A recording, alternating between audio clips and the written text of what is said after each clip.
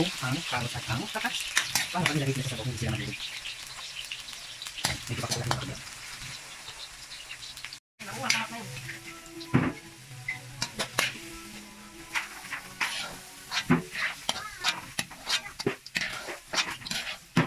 may magaling tayo doon.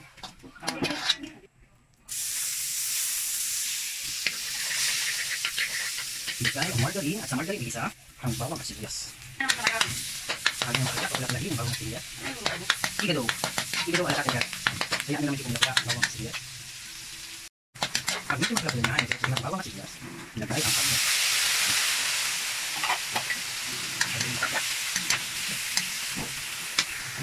Lagyan ang asin.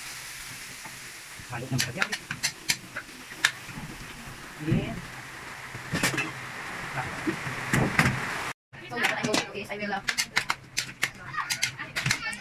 kailangan ko parang pink farm bago. Nung ito water, but if you want to naman, pero mas masarap kasi IGADO kapag tawa siya masyadong sabog.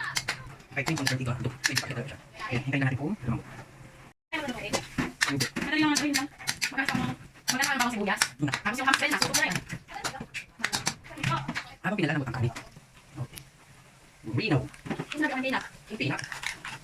Pag kapag nilutong pang din, tinamalan mo ka lang. Hindi na namin tayo, no? It's not right, it's Rino. Kasi lang ang pinak, tawag ng itik. Kami ko naman lang sa kanin. Okay na. Have to make hello like this. Yes, you have to take care of the rail. It's not buko-buko. Kasi baka kalaka tayo ng lambo. Ano ba yan? IGADO. Ito na dito na hirap na. Ano po? Then, pinakita natin ito. Edition. Yung maliit naman. Buti po. Hindi nga. Pause. Rose na edition.